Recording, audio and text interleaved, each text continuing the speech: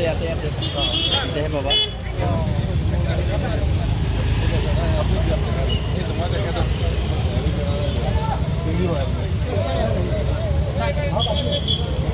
আমাৰ ছাতিমাঙে ভালকে বৰ্তমান ধুনীয়াকৈ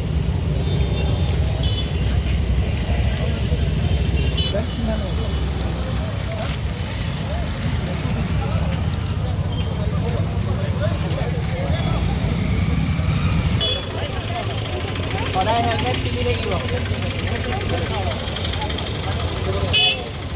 অনুভৱ কৰ সেফটি হ'ব লাগে, মানে নিজৰ কাৰণেও আৰু বেলেগৰ কাৰণেও। মানে বেছিকৈ চবেই নামানে, সেফটিৰ কাৰণে মানে প্ৰশাসনে কৰিছে, এইটো ভাল লাগিছে আৰু। হেলমেট পিন্ধিব লাগে, হেলমেট নিপিন্ধে ইমান দুৰ্ঘটনা হৈ আছে যেতিয়া, সেইটো কাৰণে আৰু হেলমেটটো পিন্ধা জৰুৰী। জিলাখন ধন্যবাদ দিছোঁ সেইটোৰ কাৰণে, মানে যিখিনি কাম কৰিছে ছাৰলোকে সেইটোৰ কাৰণে ধন্যবাদ।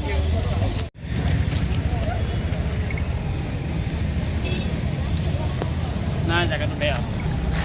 সুৰক্ষাটো আমাৰ সকলোৰে এটা অগ্ৰাধিকাৰ আৰু আমি সদায় দেখি আহিছোঁ যে আমি যথেষ্ট মানে আমাৰ এৱাৰনেছ সজাগতা কৰাৰ পিছতো পথ সুৰক্ষাৰ ক্ষেত্ৰত যথেষ্ট দুৰ্ঘটনা আদি পতিত হয়, ভুল কৰে।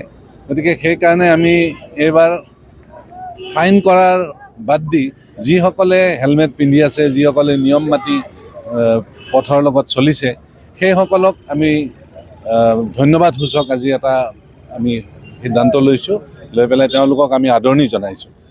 আৰু আমাৰ যি জিলাৰ পথ সুৰক্ষা সমিতি আছে, আমাৰ সমিতিৰ সকলো ষ্টেক হোল্ডাৰ্ছবিলাক আৰু লগতে কিছু স্কুলৰ শিক্ষক শিক্ষয়িত্ৰী ছাত্ৰ ছাত্ৰীও ইয়াতে অংশগ্ৰহণ কৰিছে।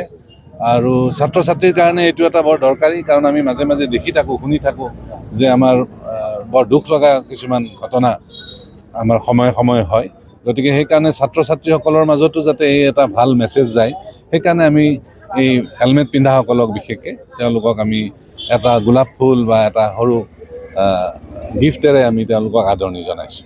আৰু আনবিলাকক কি আমি সকলোকে কৈছোঁ যে আমি যি পৰিবহণৰ ক্ষেত্ৰত পথ সুৰক্ষাৰ ক্ষেত্ৰত যিবিলাক নিয়মাৱলী আছে, জোতা পিন্ধি চলোৱা বা বেল্ট মাৰিব লাগে গাড়ীত, এই সকলোবিলাক মানি চলিব লাগে, নিজৰ কাৰণেও বেলেগৰ কাৰণেও, নিজৰ পৰিয়ালটোৰ কাৰণে।